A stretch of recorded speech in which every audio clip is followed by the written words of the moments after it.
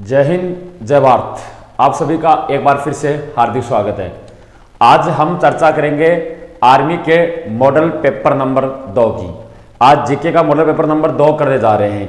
आपको मैंने जीके का मॉडल पेपर नंबर 1 आपके लिए लगा चुका हूं मैं, और वो मॉडल पेपर देखने के बाद यह आपको एहसास हो रहा होगा कि आर्मी के अंदर कैसे क्वेश्चन पूछ जाते हैं। आर्मी के मॉडल पेपर की अब 50 मॉडल पेपर करने जा रहे हैं, और 50 मॉडल पेपर की अगर बात की जाए बेटा, तो उसमें से एक मॉडल पेपर मैं आपके साथ कर चुका हूं, और आज बेटा हम दूसरा मॉडल पेपर करने जा रहे हैं, और वो भी होगा इंडियन आर्मी का, जिसके रग रग में क्या दौड़ता है, देशभक्ति की भावना दौड़ती है बेटा।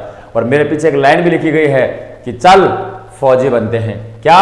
चल फौजी बनते हैं। तो चलिए बेटा, आज आपके सपने को फौजी बनने का जो सपना है आपका, उसको बेटा साकार करने के कदमों में, या साकार जो कर रहे हैं उस अगर मार्ग पर 2 कदम और बढ़ाते हैं बेटा।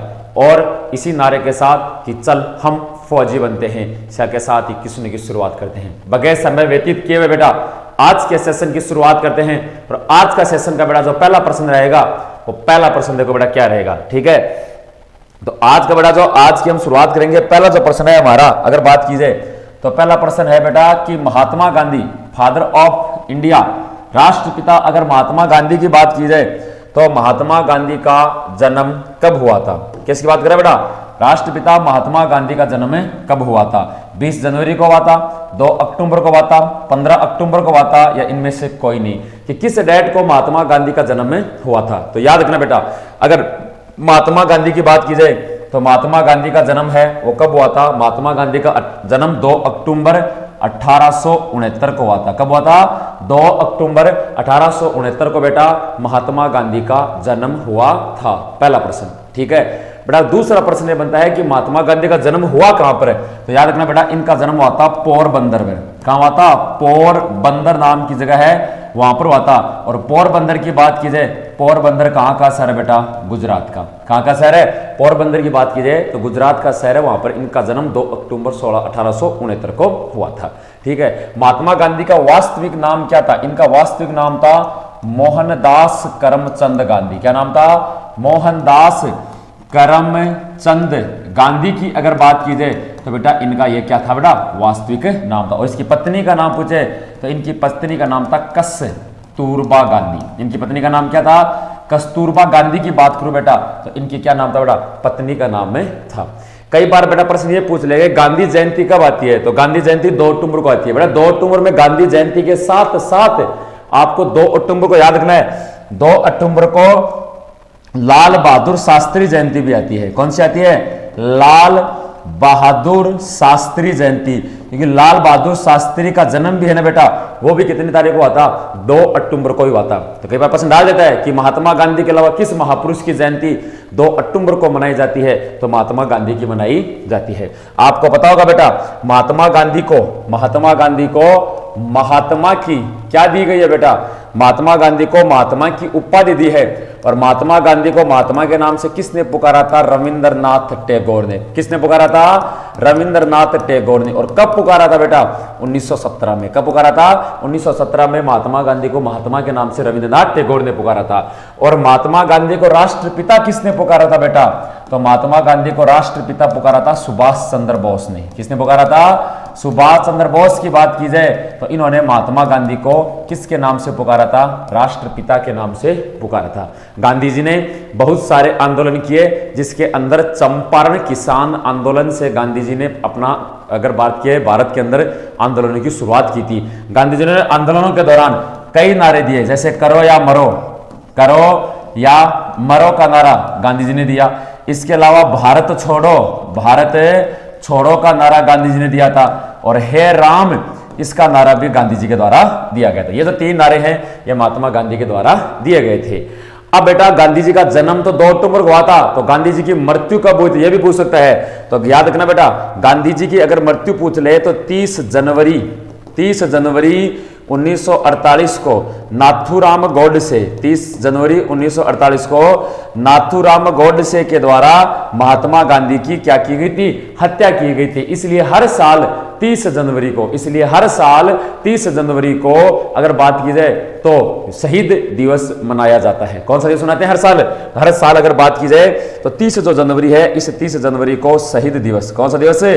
शहीद दिवस मनाया जाता है। ठीक है, तो इतनी जो जानकारी है बेटा आपको इस प्रश्न से रिलेटेड याद रखनी है। अब आपके पेपर में क्या क्या आ गया, देखो जन्म पूछ लिया आपके पेपर में, जन्म कहां हुआ वो पूछा हुआ है, नारे कौन से दिए वो पूछा हुआ है, इसको राष्ट्रपिता किसने कहा वो पूछ लिया, इस साइड का सारा कुछ पूछा हुआ है, और गांधी जी को अलावा और किस महापुरुष की जयंती आती है, ये भी आपकी आर्मी के पेपर में बेसिक जानकारियां हैं जो बेटा पूछी गई है, क्योंकि आर्मी का पेपर का लेवल बहुत ही छोटा रहने वाला है, तो इसलिए बेटा आप आसानी से कर देंगे। ठीक है, बढ़ते हैं पेपर प्रश्न संख्या 2 की ओर। प्रश्न संख्या दूसरा है कि भारत का सबसे लंबा प्लेटफॉर्म है, कि भारत का सबसे लंबा प्लेटफॉर्म कौन सा है। ठीक है, भारत का सबसे लंबा प्लेटफॉर्म खड़गपुर प्लेटफॉर्म है, मुंबई विक्टोरिया टर्मिनस है, हावड़ा प्लेटफॉर्म है, इनमें से कोई नहीं। तो इसका उत्तर क्या होगा बेटा? इनमें से कोई नहीं, क्योंकि भारत का सबसे लंबा रेलवे स्टेशन है गोरखपुर रेलवे स्टेशन। कौन सा है बेटा? गोरखपुर रेलवे स्टेशन की बात करूं बेटा मैं, यह भारत का सबसे लंबा रेलवे स्टेशन है। यह बेटा भारत का ही नहीं बल्कि विश्व का भी सबसे लंबा रेलवे स्टेशन है, जो भारत के उत्तर प्रदेश राज्य में है। अगर बेटा आपको इसकी लंबाई पूछ ले कि गोरखपुर रेलवे स्टेशन की लंबाई कितनी है, 1.3 किलोमीटर। इसकी लंबाई कितनी है? 1.3 किलोमीटर बेटा इसकी लंबाई है, जो भारत के साथ साथ विश्व का भी सबसे लंबा प्लेटफॉर्म है।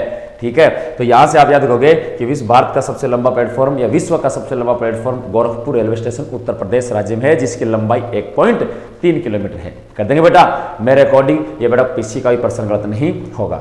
ठीक है, बढ़ते हैं अगले प्रश्न की ओर। अगले प्रश्न की बात आती है कि विश्व विख्यात मंदिर मीनाक्षी मंदिर, विश्व विख्यात मीनाक्षी जो मंदिर है बेटा उसके बारे में बात कर रहा है कि विश्व विख्यात मीनाक्षी मंदिर वो कौन से शहर में है? रामेश्वरम में है, गुवाहाटी में है, मदुरई में है, महाबलीपुरम में है। तो आपको कमेंट करके बताना है कि विश्व प्रसिद्ध जो मीनाक्षी मंदिर है वो कहां स्थित है। विश्व प्रसिद्ध मीनाक्षी मंदिर है वो कहां स्थित है। ठीक है, तो क्या होगा? रामेश्वरम, गुवाहाटी, मदुरई, महाबलीपुरम। तो बेटा ये प्रश्न आपकी आर्मी के अंदर, ये प्रश्न बेटा आपकी आर्मी के अंदर वेरी इंपोर्टेंट है, आया हुआ है। तो क्या याद रखोगे कि विश्व का जो प्रसिद्ध मंदिर है वो कहां पर है? मदुरई में है। कहां पर है बेटा? मदुरई की बात की जाए तो मीनाक्षी मंदिर मदुरई में स्थित है। ठीक है, कई सारे विश्व विख्यात मंदिर हैं जो आपके पेपर में पूछे जाते हैं। ठीक है, देखो आपसे प्रश्न भी पूछ सकता है कि मंदिरों का वह गाठू का नगर किसे कहते हैं? मंदिरों का वह गाठू का नगर किसे कहते हैं? याद रखना बेटा, मंदिरों का वह गाठू का नगर वाराणसी को कहते हैं। कौन से शहर को कहते हैं? वाराणसी उत्तर प्रदेश है, इसको मंदिरों व गाठू का नगर भी कहते हैं, मंदिरों का शहर के नाम से भी जानते हैं। अक्सर एग्जाम के अंदर बेटा एक प्रश्न आता है कि सूर्य का कोणार्क मंदिर, कोणार्क का सूर्य मंदिर, सूर्य का जो कोणार्क का सूर्य मंदिर है, किसका? कोणार्क का जो सूर्य मंदिर है उसकी अगर बात की जाए ये कहां पर है? ये प्रश्न बहुत बार आया है। ये कहां पर है बेटा? पुरी शहर में है। पुरी की बात की जाए तो पुरी का आकाश शहर है ओडिशा। ये प्रश्न कई बार आता है। ठीक है, ये प्रश्न आता है कि कोणार्क का सूर्य मंदिर कहां स्थित है? तो बेटा ये पूरी ओडिशा में है। ये आर्मी के साथ साथ एयरफोर्स का भी ट्रेडिंग वाला क्वेश्चन है जो बार बार एग्जाम में पूछा जाता है। तो कर देंगे। तो प्रसिद्ध मीनाक्षी मंदिर की बात की जाए तो कहां पर है बेटा? मदुरई शहर में। कौन से शहर में है? मदुरई शहर के अंदर स्थित है बेटा। ठीक है, नेक्स्ट अगले प्रश्न की बात की जाए गीता सेठी। देखो गीता सेठी यह आपके आर्मी के अंदर बहुत बड़ा या सदाबहार प्रश्न है जो बार बार एक खिलाड़ी का नाम देगा और उससे रिलेटेड खेल पूछेगा। अब प्रश्न आ रहा है गीता सेठी कि गीत सेठी का संबंध किस खेल से है? बताओ, गोल्फ से है, बिलियर्ड से है, हॉकी से है या इनमें से कोई नहीं? आपसे प्रश्न पूछ रहा है। याद रखना बेटा, अगर बात की जाए गीत सेठी की तो गीत सेठी का संबंध है वो किससे हो जाएगा? बिलियर्ड से। और किससे हो जाएगा? बिलियर्ड से अगर बात की जाए इसका संबंध किससे हो जाएगा? गीत सेठी का। और भी बहुत सारे खिलाड़ी हैं, जैसे आपसे प्रश्न पूछ सकता है कि मनप्रीत सिंह कौन है? मनप्रीत सिंह का संबंध किस खेल से है? तो पूछ सकता है। तो मनप्रीत सिंह का संबंध किस खेल से हो जाएगा? हॉकी से हो जाएगा बेटा। ठीक है, आपसे प्रश्न पूछ सकता है सानिया मिर्जा, महिलाओं का जिक्र करूं तो सानिया मिर्जा पूछ सकता है। तो सानिया मिर्जा का संबंध किससे हो जाएगा बेटा? टेनिस से। और किससे हो जाएगा? टेनिस से। आपसे प्रश्न पूछ सकता है मेरी कॉम, तो मेरी कॉम का संबंध किससे हो जाएगा? मुक्के बॉक्सिंग, मुक्केबाजी। मेरी कौम का संबंध किससे हो जाएगा? मुक्केबाजी से अगर बात की जाए हो जाएगा। आपसे पूछ सकता है कि साक्षी मलिक, कौन सा? साक्षी मलिक का संबंध किससे है? ये भी पूछ सकता है। तो साक्षी मलिक का संबंध किससे हो जाएगा? कुश्ती से। किससे हो जाएगा? साक्षी मलिक का संबंध कुश्ती से हो जाएगा। ठीक है। आपसे पूछ सकता है मीराबाई चानू, मीराबाई चानू का संबंध किस खेल से है? तो मीराबाई चानू का वेट लिफ्टिंग, वेट लिफ्टिंग बोले तो भारोत्तोलन, इसे किसका हो जाएगा? इसका संबंध भारोत्तोलन से हो जाएगा। ठीक है। इसके अलावा अगर बात की जाए, आपसे पूछ सकता है नीरज चोपड़ा, कौन पूछ सकता है? नीरज चोपड़ा, कि नीरज चोपड़ा का संबंध किस खेल से है? तो नीरज चोपड़ा का संबंध हो जाएगा जेवलिन थ्रो। इसका संबंध किससे हो जाएगा? जेवलिन थ्रो की मैं बात करूं तो इसका संबंध हो जाएगा नीरज चोपड़ा से। ठीक है। इसके अलावा अगर बात की जाए, आपसे पूछ सकता है पीवी सिंधु, पीवी सिंधु, ठीक है, पीवी सिंधु, और एक का नाम है साइना नेहवाल। पीवी सिंधु व साइना नेहवाल का पूछ सकता है। तो पीवी सिंधु और साइना नेहवाल की बात की जाए तो ये दोनों के दोनों किसकी खिलाड़ी हैं बेटा? बैडमिंटन की। किसकी खिलाड़ी हैं? दोनों की बात करें बेटा, ये बैडमिंटन की खिलाड़ी हैं। आपसे प्रश्न पूछ सकता है, अगर बात करें मिताली राज का संबंध किससे है? मिताली राज, तो मिताली राज की बात की जाए, या आपसे प्रश्न पूछ सकता है हरमनप्रीत कौर, हरमनप्रीत कौर। ठीक है। इसके अलावा आपसे प्रश्न पूछ सकता है, अगर बात की जाए झूलन गोस्वामी, झूलन गोस्वामी, तो ये बेटा तीनों की तीनों जो महिलाएं हैं, अगर इनकी बात की जाए तो इनका संबंध भी किससे हो जाएगा? क्रिकेट से। किससे हो जाएगा? क्रिकेट से। तो ऐसे कुछ महत्वपूर्ण नाम है जिसमें मैं किसी भी एक तरफ खिलाड़ी का नाम देकर उससे रिलेटेड बेटा, उससे रिलेटेड आपको किसी भी खेल का नाम पूछ सकता है कि इस खिलाड़ी का संबंध इस खेल से है। और बेटा आर्मी के अंदर ज्यादातर आपको बता दूं, जो हाल फिलहाल के खिलाड़ी या कोई पीछे का कुछ किया हुआ खिलाड़ी वही ज्यादा आता है, और इसके लिए कोई ज्यादा कुछ पढ़ने की जरूरत नहीं है। ठीक है। 10 से 11 नाम है, इसमें से 7-8 नाम तो मैंने करा दिए, ये बेटा आर्मी के अंदर पूछे जाते हैं। इसमें से कुछ पर्सन अलग नहीं बनता, नॉर्मल सा पर्सन यहां से बनता है बेटा। ठीक है। बढ़ते हैं अगले प्रश्न की ओर, कि भारत के राष्ट्रपति रामनाथ कोविंद, अभी तो नहीं है पहले थे। ठीक है। अभी तो नहीं है पहले थे। कौन थे? राष्ट्रपति रामनाथ कोविंद की अगर बात की जाए तो देश के कौन से राष्ट्रपति हैं? कौन से राष्ट्रपति थे? रामनाथ कोविंद की बात की जाए तो कौन से राष्ट्रपति थे? 10वें राष्ट्रपति थे, 12वें थे, 11वें थे, 14वें थे। आपको बता दूं रामनाथ कोविंद है वो देश के कौन से राष्ट्रपति थे बेटा? 14वें राष्ट्रपति थे। अब वर्तमान में कौन है? वर्तमान में देश की राष्ट्रपति है द्रौपदी मुर्मू। कौन है? द्रौपदी मुर्मू वर्तमान में देश की राष्ट्रपति हैं। ठीक है। और द्रौपदी मुर्मू की बात की जाए, ये देश की कौन सी राष्ट्रपति हैं बेटा? 15वीं राष्ट्रपति हैं। कौन सी राष्ट्रपति हैं? 15वीं। और देश की कौन सी महिला राष्ट्रपति हैं? द्रौपदी मुर्मू बेटा देश की दूसरी महिला राष्ट्रपति हैं। देश की कौन सी महिला राष्ट्रपति हैं? देश की दूसरी महिला राष्ट्रपति हैं। और इसके अलावा देश की पहली आदिवासी महिला राष्ट्रपति हैं। देश की पहली क्या है बेटा?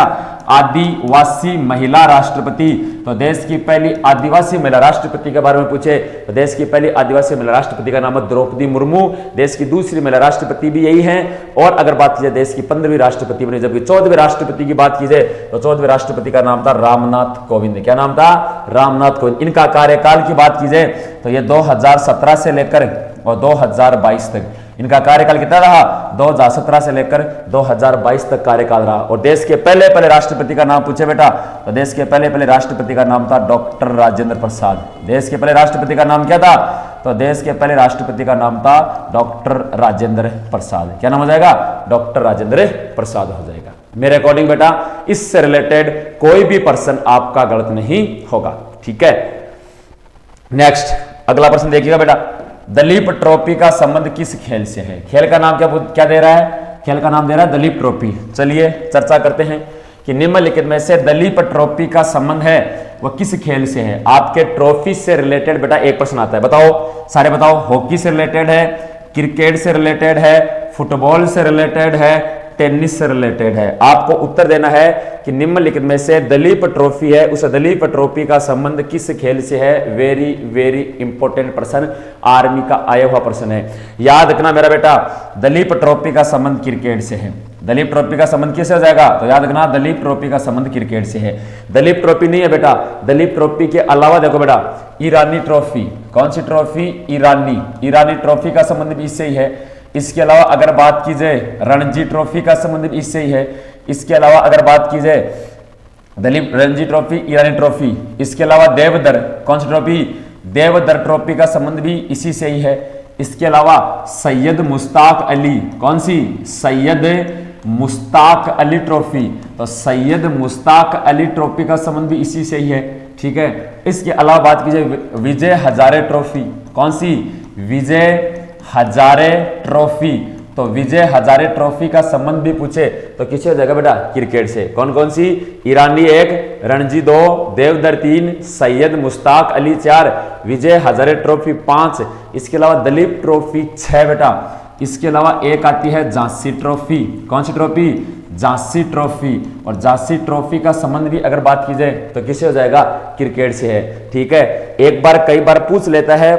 अगर बात की जाए तो एसेज ट्रॉफी बेटा, एक ट्रॉफी और चलती है जिसका मैं आपको नाम बताता हूं, एक आप, हालांकि ये एसेज ट्रॉफी, कौन सी, एसेज ट्रॉफी भी पूछ लेता है, तो एसेज ट्रॉफी भी क्रिकेट है, लेकिन बेटा ये किस किस के बीच में होती है, ये हर साल ऑस्ट्रेलिया और इंग्लैंड के बीच में खेली जाने वाली ट्रॉफी है। या एक पूछ सकता है border Gavaskar trophy, border Gavaskar trophy, तो बॉर्डर गावस्कर ट्रॉफी है बेटा, ये होती है ऑस्ट्रेलिया और इंडिया के बीच में, ऑस्ट्रेलिया और किसके बीच में होती है, इंडिया के बीच में ट्रॉफी संपन्न होती है।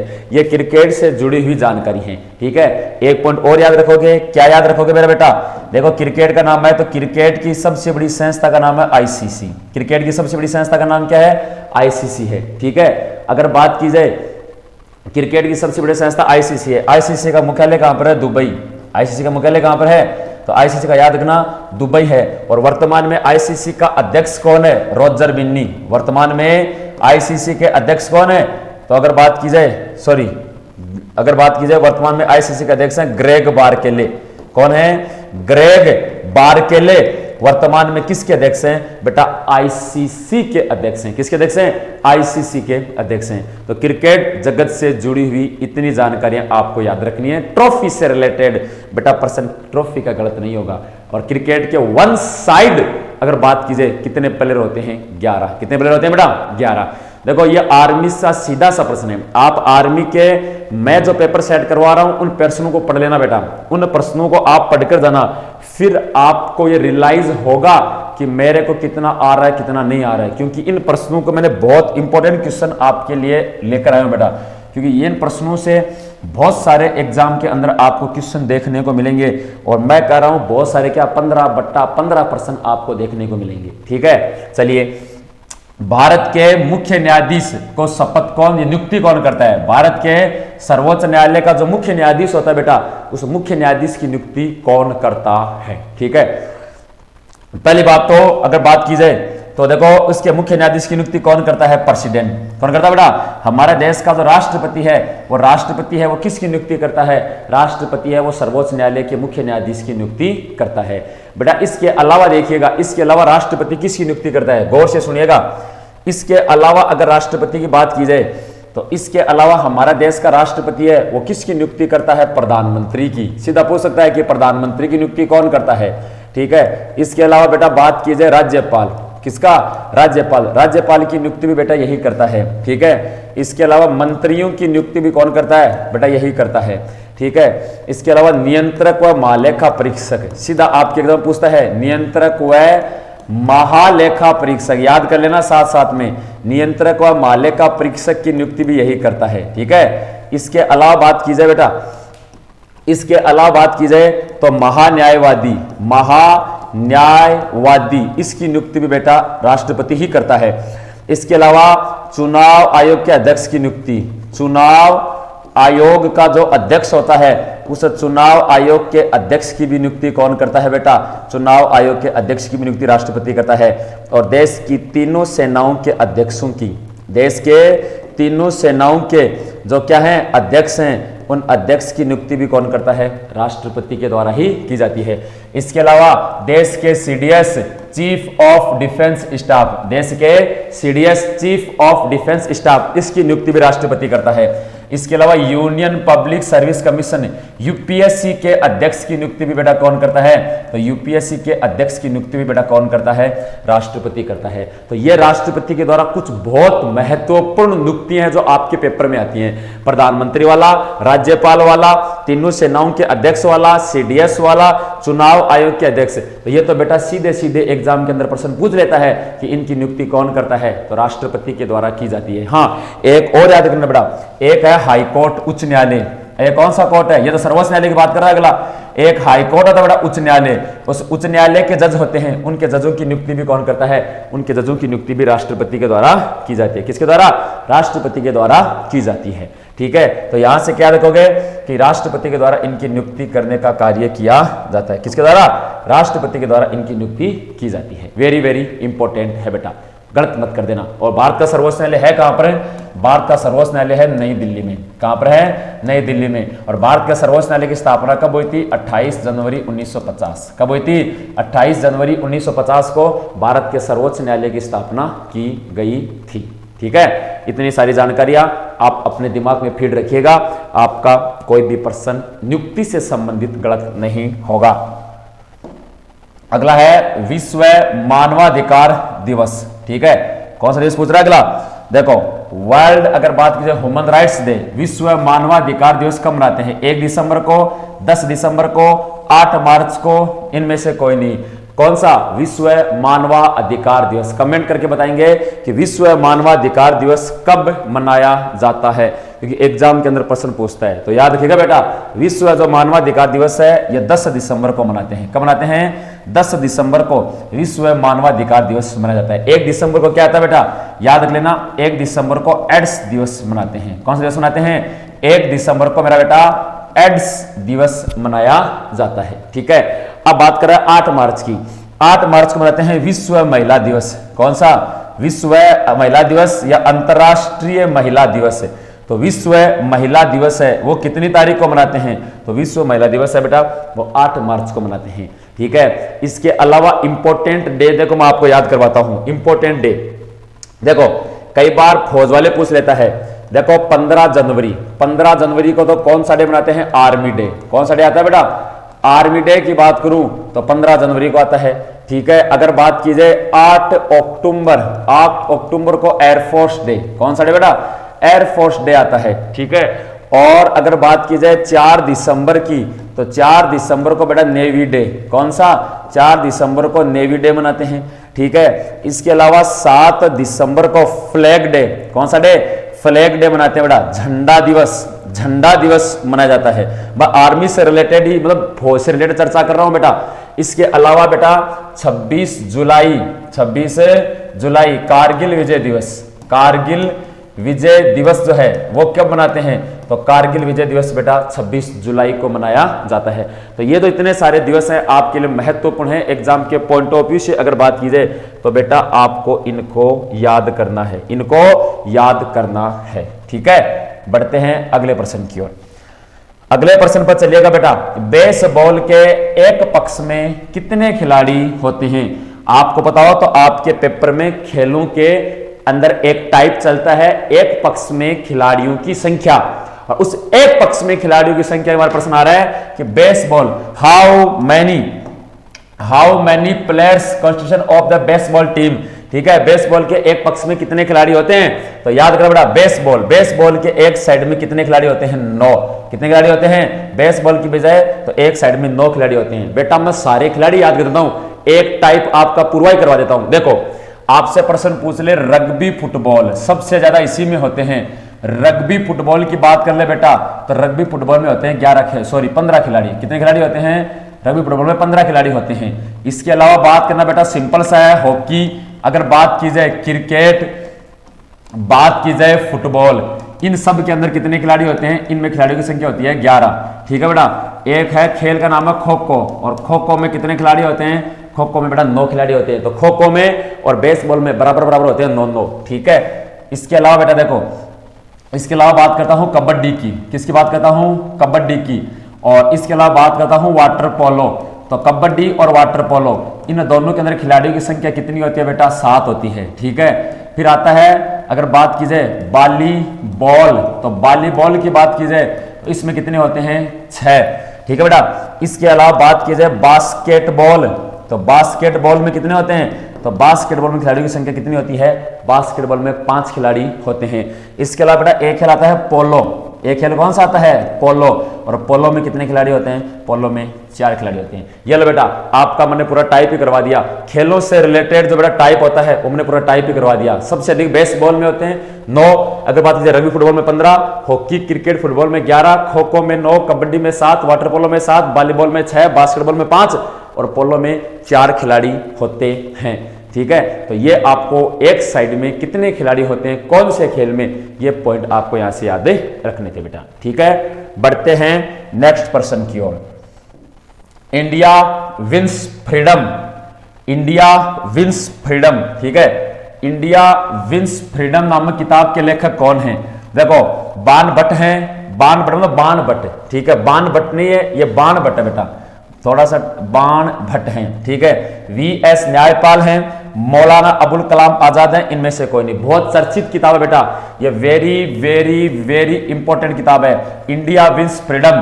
तो इंडिया विंस फ्रीडम किताब के राइटर है मौलाना अबुल कलाम आजाद। कौन है? Maulana Abul Kalam Azad India wins freedom किताब के लेखक हैं। और मैंने बेटा अपना YouTube चैनल है, ये मैंने नेवी का भी जो एग्जाम था उससे 4 दिन पहले महामैराथनों के साथ शुरू किया था। और जो मैंने महामैराथन ली थी बेटा उसमें बहुत सारे क्वेश्चन एज इट इज बगैर ऑप्शन चेंज हुए बेटा एग्जाम के अंदर पूछे गए थे। और मैं फिर आपसे दावा कर रहा हूं ऐसे ही मैं महामैराथन आर्मी के लिए भी लेने वाला हूं, उसके अंदर से भी बहुत सारे क्वेश्चन उठेंगे। और जो अभी मॉडल पेपर करवाए जा रहे हैं उसके अंदर भी बगैर ऑप्शन के चेंज के बहुत सारे प्रश्न उठेंगे। और 15/15 का जो हमारा टारगेट है बेटा वो पूरा करेंगे। मौलाना अबुल कलाम आजाद के द्वारा कौन सी किताब लिखी बेटा? इंडिया विंस फ्रीडम किताब लिखने का कार्य किया गया था। बाण भट्ट नाम आ रहा है बेटा, एक बाण भट्ट की बात, बाण भट्ट की बात की जाए तो बाण भट्ट ने भी 2 किताबें लिखी थी। एक तो लिखी थी हर्ष चरित्र, कौन सी किताब लिखी? हर्ष चरित्र किताब लिखी बेटा। और एक इसके अंदर लिखी थी कादम्बरी, कौन सी किताब है? कादम्बरी। तो कादम्बरी और हर्ष चरित्र नामक किताब है, ये बाण भट्ट के द्वारा लिखी गई। और बाण भट्ट राजा हर्षवर्धन का दरबारी कवि था। प्रश्न पूछ सकता है कि बाण भट्ट किसका दरबारी था? तो याद करना बेटा बाण भट्ट है वो हर्षवर्धन का दरबारी था। ठीक है, नेक्स्ट बताओ बेटा इसमें से ऐसा कौन सा देश है, इसमें से अगर बात कर ली जाए तो ऐसा कौन सा देश है जिसका झंडा है वो चतुर्भुजाकार नहीं है, मतलब उसका झंडा इस प्रकार से नहीं है। बताओ जापान का नहीं है, उत्तरी कोरिया का नहीं है, नेपाल का नहीं है, ऑस्ट्रेलिया का नहीं है। कौन सा ऐसा देश है जिसका झंडा चतुर्भुजाकार नहीं है? तो याद रखना मेरा बेटा नेपाल का नहीं है। किसका नहीं है? नेपाल देश का झंडा है वो चतुर्भुजाकार नहीं है। ठीक है, अब बेटा 4 देश आ गए, चारों की मैं बात करूं तो आपको राजधानी मालूम होनी चाहिए। तो बताओ बेटा, देखो जापान की राजधानी क्या हो जाएगी? टोक्यो। जापान की राजधानी क्या बेटा? तो जापान की राजधानी है टोक्यो। उत्तरी कोरिया की राजधानी बताओ बेटा? उत्तरी कोरिया की राजधानी है प्योंगयांग। क्या है? प्योंगयांग उत्तरी कोरिया की राजधानी है। नेपाल की बात की जाए तो नेपाल की राजधानी है काठमांडू। नेपाल की राजधानी क्या है? काठमांडू है। और ऑस्ट्रेलिया की बात की जाए बेटा तो ऑस्ट्रेलिया की राजधानी क्या है? कैनबरा। क्या है? कैनबरा ऑस्ट्रेलिया की राजधानी है। देखो मुद्रा की बात करूं तो ऑस्ट्रेलिया की मुद्रा है डॉलर। क्या है? डॉलर। अगर बात करूं नेपाल की तो नेपाल की है नेपाली रुपया। ठीक है, मतलब उत्तरी कोरिया की है अगर बात की जाए मुद्रा वॉन। क्या हो जाएगी? वॉन। और जापान की मुद्रा है येन। क्या हो जाएगी? येन। ठीक है, तो यह आपको चारों देशों की राजधानी और राजधानी के साथ साथ चारों देशों की मुद्रा भी आपको याद रखनी है। और इसके अंदर सही उत्तर हो जाएगा नेपाल। क्या हो जाएगा? नेपाल इसका सही उत्तर हो जाएगा। ठीक है, नेक्स्ट अगला भरतनाट्यम। भरतनाट्यम है वो किस राज्य का शास्त्रीय नृत्य है बेटा? देखो शास्त्रीय नृत्य बात कर रहा है कि Bharatanatyam is folk dance of which state, कि किस देश का शास्त्रीय नृत्य भरतनाट्यम है? बताओ बेटा केरल का है, अगर बात की जाए तमिलनाडु का है, इसके अलावा बात की जाए आंध्र प्रदेश का है, उत्तराखंड का है। भरतनाट्यम किस राज्य का है बेटा? सबको पता है कि भरतनाट्यम की अगर बात की जाए तो कौन से राज्य का हो जाएगा? तमिलनाडु का। किसका हो जाएगा? तमिलनाडु की बात की जाए ये भरतनाट्यम है तमिलनाडु का लोक नृत्य है। ठीक है, अब बेच में बेटा मैं एक साथ 8 नृत्य बता रहा हूं, खोपड़ी में बैठा लेना, प्रश्न गलत नहीं होगा। देखो अगर बात की जाए शास्त्रीय नृत्य, बात किसकी की जाए? देखो बेटा, बात की जाए शास्त्रीय नृत्य की, तो वर्तमान में भारत में कुल कितने शास्त्रीय नृत्य हैं? आर्मी के अकॉर्डिंग बहुत बहुत इंपॉर्टेंट है। तो शास्त्रीय नृत्यों की संख्या 8 है। कितने हैं? 8 शास्त्रीय नृत्य हैं। तो देखो कौन कौन से हैं। नंबर 1 है, पहला है कथकली। तो कथकली कौन से राज्य का शास्त्रीय नृत्य है? केरल का। कौन से राज्य का है? केरल का। नंबर 2 कुचिपुड़ी। कौन सा? कुचिपुड़ी। कुचिपुड़ी किस राज्य का शास्त्रीय नृत्य है? आंध्र प्रदेश राज्य का। कौन सा राज्य का बेटा? आंध्र प्रदेश राज्य का शास्त्रीय नृत्य है। कुचिपुड़ी के बाद अगर बात की जाए भरतनाट्यम, कौन सा? भरतनाट्यम की मैं बात करूं तो भरतनाट्यम कहां का है? तमिलनाडु का। कौन से राज्य का है? तमिलनाडु का अगर बात की जाए शास्त्रीय नृत्य है। भरतनाट्यम के अलावा अगर बात की जाए तो है कथक। कौन सा? कथक। कथक है बेटा उत्तरी भारत का। कौन से भारत का? उत्तरी भारत का अगर बात की जाए तो शास्त्रीय नृत्य है। ठीक है। इसके अलावा एक आता है सैत्रिया। कौन सा? सतरिया। सतरिया चलता है। सतरिया की बात की जाए तो सतरिया बेटा असोम का। कौन सा है? असोम राज्य का है। ठीक है। इसके अलावा एक आता है बेटा मणिपुरी। कौन सा है? मणिपुरी। यह बेटा है मणिपुर का। ठीक है। एक आता है बेटा ओडिसी। कौन सा आता है? ओडिसी। तो ओडिसी की बात की जाए बेटा तो ओडिसी है ओडिशा का। कौन से राज्य का है? ओडिशा का। और एक बेटा और याद रख लेना, वो है मोहिनी अट्टम। कौन सा है? मोहिनी अट्टम की बात करूं मैं तो मोहिनी अट्टम है, यह कहां का हो जाएगा? केरल का। यह बेटा 8 शास्त्रीय नृत्य हैं। मैं दावा कर रहा हूं आपसे, मैं फिर दावा कर रहा हूं आपसे, ये जो 8 शास्त्रीय नृत्य मैंने आपको लिखा रहे हैं, इनको खोपड़ी में बैठा लेना। इस 8 शास्त्रीय नृत्यों में से एक शास्त्रीय नृत्य आपके पेपर में लगभग आपके पेपर में मिल जाएगा। ठीक है। तो ये 8 इंपॉर्टेंट आपको शास्त्र याद करें। तो इसका अगर बात की जाए तो सही उत्तर क्या हो जाएगा? तमिलनाडु। क्या हो जाएगा? तमिलनाडु इसका सही उत्तर हो जाएगा। ठीक है। चलिए सर, बढ़ते हैं अगले प्रश्न की ओर। किस शहर को भारत का ऐसा कौन सा शहर है? ठीक है, उपनाम वाला प्रश्न है। उपनाम वाला प्रश्न है। भारत के किस शहर को, भारत के कौन से शहर को अगर बात की जाए महलों का नगर या महलों का शहर कहते हैं? ठीक है, बताओ। जयपुर को कहते हैं, ग्वालियर को कहते हैं, कोलकाता को कहते हैं, उदयपुर को कहते हैं। कौन सा ऐसा शहर है जिसे महलों का नगर अगर बात की जाए, महलों का नगर, और साथ साथ में इसे ही कहते हैं डायमंड हार्बर। महलों का नगर और साथ में इसे कहते हैं डायमंड हार्बर। दो नाम हैं, महलों का नगर और डायमंड हार्बर। तो याद रखना बेटा, महलों का नगर और डायमंड हार्बर के नाम से किस शहर को जानते हैं? कोलकाता को। किसको जानते हैं? कोलकाता जो शहर है, इसको डायमंड हार्बर और महलों के नगर के नाम जानते हैं। उदयपुर है बेटा, उदयपुर को झीलों की नगरी कहते हैं। किसकी नगरी कहते हैं? झीलों की नगरी। तो आपसे प्रश्न पूछ ले कि झीलों की नगरी किसे कहते हैं, तो याद रखना बेटा, झीलों की नगरी उदयपुर को कहते हैं। ध्यान है बेटा जयपुर का। जयपुर की अगर बात की जाए, ठीक है, जयपुर की अगर बात की जाए, इसे कहते हैं गुलाबी नगरी। क्या कहते हैं? गुलाबी नगरी। इसे कहते हैं बेटा पूर्व का पेरिस। पूर्व का पेरिस, या इसे कहते हैं भारत का पेरिस। गुलाबी नगरी, पूर्व का पेरिस या भारत का पेरिस के नाम से जाना जाता है। ठीक है। और कोलकाता को कहते हैं डायमंड हार्बर, अगर यह बात की जाए तो को महलों का नगर के नाम से जानते हैं। यह प्रश्न भी वेरी वेरी इंपॉर्टेंट है एग्जाम के पॉइंट ऑफ व्यू से। कर देंगे सारे बेटा। चलिए बेटा, नेक्स्ट अगला प्रश्न। अगला प्रश्न आता है कि राष्ट्रीय राजमार्गों के विकास हेतु, देखिए बेटा प्रश्न गौर से पढ़ना आपको। देखो प्रश्न क्या कह रहा है कि राष्ट्रीय राजमार्गों के विकास के लिए स्वर्णिम चतुर्भुज परियोजना का काम किस प्रधानमंत्री के समय होता? गोल्डन अगर बात की जाए, गोल्डन स्वर्णिम चतुर्भुज सड़क परियोजना, ये बेटा प्रश्न कई बार पूछा है। तो स्वर्णिम चतुर्भुज सड़क परियोजना का मकसद क्या था? इसका पहले टारगेट सुनो। इसका टारगेट क्या था? इसका लक्ष्य क्या था बेटा? इसका लक्ष्य था देश के 4 महानगरों को जोड़ना। देश के कितने महानगरों को?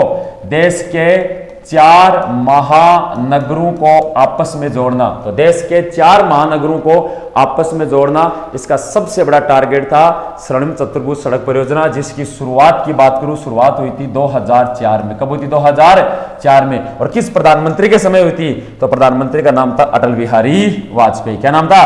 अटल बिहारी वाजपेयी। तो प्रधानमंत्री अटल बिहारी वाजपेयी के समय स्वर्णिम चतुर्भुज सड़क परियोजना की शुरुआत की। वो 4 महानगर कौन से हैं बेटा?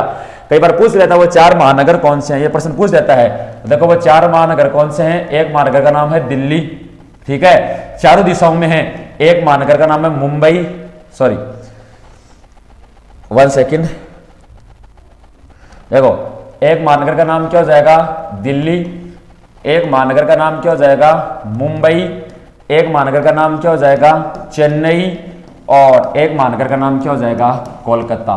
ठीक है, तो बेटा इन चारों महानगरों को आपस में जोड़ने के लिए जिस सड़क परियोजना की शुरुआत की गई उसे स्वर्णिम चतुर्भुज सड़क परियोजना कहते हैं। इसकी लंबाई कितनी है? 5846 किलोमीटर। इसकी लंबाई कितनी है? 5846 किलोमीटर है। इन चारों महानगरों को आपस में जोड़ने के लिए जिस परियोजना की शुरुआत की गई उसे बेटा क्या कहते हैं? स्वर्णिम चतुर्भुज सड़क परियोजना कहते हैं, जिसकी शुरुआत किस प्रधानमंत्री के समय हुई थी? देश के प्रधानमंत्री थे अटल बिहारी वाजपेयी। और अटल बिहारी वाजपेयी ने कौन सा नारा दिया था? याद रखना मेरा बेटा, अटल बिहारी वाजपेयी ने कौन सा नारा दिया था? इन्होंने दिया था जय जवान। क्या नारा दिया? जय जवान, जय किसान और जय विज्ञान। ये प्रश्न आ जाए कि जय जवान, जय किसान और जय विज्ञान का नारा किस प्रधानमंत्री ने दिया था? प्रधानमंत्री का नाम था अटल बिहारी वाजपेयी। और कब दिया था? वर्ष 1998 के अंदर। कब? जब राजस्थान के जैसलमेर के अंदर दूसरा परमाणु परीक्षण हुआ था। कौन सा? दूसरा परमाणु परीक्षण हुआ था। उस समय इन्होंने जय जवान, जय किसान, जय विज्ञान का नारा दिया। जबकि जय जवान और जय किसान का नारा लाल बहादुर शास्त्री ने 1965 में जब भारत और पाकिस्तान का युद्ध हुआ था उस समय दिया था। ठीक है, चलिए बेटा बात करते हैं लास्ट पर्सन की। ठीक है, लास्ट पर्सन पे पहुंच गए। जिब्राल्टर जलडमरू। जिब्राल्टर जलडमरू बोल दो या जिब्राल्टर जल संधि बोल दो। ठीक है, किनको जोड़ता है? देखो, जलडमरू या जल संधि का मतलब क्या होता है बेटा? जलडमरू या जल संधि का मतलब होता है दो स्थानों को जोड़ने वाला जलीय मार्ग। दो स्थानों को जोड़ने वाला जलीय मार्ग क्या कहलाता है? जलडमरू कहलाता है। लेकिन आपके लिए यह जलडमरू इतना इंपॉर्टेंट नहीं है जितना मैं अब आपको नोट करवा रहा हूं वो जलडमरू है। आपकी एग्जाम के लिए ज्यादा जो इंपॉर्टेंट है वो आता है पाक जलडमरू। क्या नाम आता है? पाक जलडमरू। ये नाम ज्यादा पूछता आपकी, या इसी का ही दूसरा नाम है पाक जल संधि। क्या नाम है? पाक जल संधि। ठीक है बेटा, ठीक है, इसी का ही दूसरा, या इसी का दूसरा नाम है मन्नार की खाड़ी। क्या नाम है? मन्नार की खाड़ी। एक ही बात है बेटा, पाक जल संधि बोलो, पाक जलडमरू बोलो, मन्नार की खाड़ी बोलो, एक ही बात है। ठीक है, ये किसको किससे जोड़ता है? ये याद करना बेटा, भारत को श्रीलंका से, भारत को श्रीलंका से जोड़ता है। आपके पेपर में ये प्रश्न, आर्मी के पेपर में ज्यादा प्रश्न पूछा गया है, चाहे पाक जल संधि आए, चाहे पाक जलडमरू आए, चाहे मन्नार की खाड़ी आए, ये भारत को श्रीलंका से जोड़ता है। लेकिन अब प्रश्न आ गया है तो प्रश्न को जरूर करेंगे कि जिब्राल्टर जल संधि किन दो स्थानों को आपस में जोड़ती है? लाल सागर को भूमध्य सागर से अगर बात की जाए, लाल सागर भूमध्य सागर से, लाल सागर को अरब सागर से, अंटार्कटिक सागर को भूमध्य सागर से, भूमध्य सागर को काला सागर से। तो याद रखना, अंटार्कटिक जो सागर है, अंटार्कटिक का जो महासागर है, इसको मेडिटेरियन सी, अंटार्कटिक ओशियन को मेडिटेरियन सी की अगर बात की जाए उससे जोड़ने का कार्य करता है बेटा। ठीक है, तो इसका उत्तर क्या हो जाएगा? इसका उत्तर सी हो जाएगा। ठीक है, यह आपके 15 प्रश्न थे और मैं फिर कह रहा हूं, मैं आपको 15/15 नंबर दिलाकर रहूंगा चाहे कुछ भी हो जाए। ठीक है, यह आपके इतना याद रखना था। ठीक है, अब और सुनिएगा, अब ये बेटा 15 प्रश्न आर्मी का मॉडल पेपर नंबर 2 क्लोज होता है। गौर से सुनना, मैंने आपको प्रेजेंट टाइम तक 2 मॉडल पेपर है, कितने मॉडल पेपर है अगर बात की जाए तो मैं आपको 2 मॉडल पेपर करवा चुका हूं। इसके अलावा मैं आपको 48 मॉडल पेपर और करवाने वाला हूं। ठीक है, ये तो मॉडल पेपर की कहानी हो गई। इसके अलावा बेटा बड़ी बड़ी 5 महा मैराथन लूंगा मैं। आज फिर कह रहा हूं, मैं आपकी 5 महा मैराथन आपकी मैं लेने वाला हूं। ये आपके अगर बात की जाए, मैं 2 मॉडल पेपर करवा दिए, ऐसा मॉडल पेपर मैं आपको 48 और करवाऊंगा। 5 महा मैराथन लूंगा और उस 5 महा मैराथन में, उस 5 महा मैराथन में मैं टोटल ऑफ क्वेश्चन 1000 प्रश्न आपको करवाने वाला हूं। 1000 तो बेटा ऐसे ऑब्जेक्टिव टाइप में लिखे होंगे, 1000 के 3000 कर दूंगा मैं, 1000 के 3000 मेरा काम है। ठीक है, ये हो गई बात। ये मॉडल पेपर है, ये महामैराथन है। इसके अलावा अगर बात की जाए 30 मॉडल पेपर, 30 पेपर मैं आपको वो करवाऊंगा जो विगत एग्जाम में आ चुके हैं। विगत एग्जाम मतलब तो लास्ट एग्जाम में आर्मी की भर्ती में आ चुके हैं, वो भी बेटा मैं आपको करवाने वाला हूं। इतना सारा मैं कंटेंट आपको आर्मी के लिए देने वाला हूं और इन सब की आपको जो PDF है वो अपने डिफेंस DEFENCE डिफेंस जीके के नाम से टेलीग्राम चैनल है उसमें आपको अवेलेबल मिलेगी। तो डिफेंस जीके टेलीग्राम चैनल के अंदर जब भी जुड़ जाइए जो अभी तक नहीं जुड़े, और अपने चैनल डिफेंस जीके को ज्वाइन कर लीजिए, ठीक है। और जो बच्चा अभी तक आर्मी का है, आर्मी की तैयारी इसने शुरू नहीं की, वो शुरू कर दीजिए। और इसके अलावा आपके जितने भी साथी हैं जो आर्मी की चल राह देख रहे हैं और कहते हैं कि चल फौजी बनते हैं, तो उनके सपनों को साकार करने के बेटा डिफेंस जीके टेलीग्राम चैनल और डिफेंस जीके यूट्यूब चैनल को ज्वाइन कीजिए बेटा, ठीक है। जहां पर आपको 15/15 नंबर आपको भी जरूर मिलेंगे, क्योंकि अभी से हम तैयारी शुरू करें, एग्जाम तक तैयारी शुरू कर दें, क्योंकि हो चुका है रण का आगाज, अब युग बदलने की है तैयारी, जीत उसी की होगी जिसका संघर्ष है जारी, ठीक है। इन शब्दों के साथ कल अगली क्लास में मॉडल पेपर नंबर 3 के साथ आपके साथ मिलेंगे। तब तक के लिए सभी को जय हिंद, जय भारत।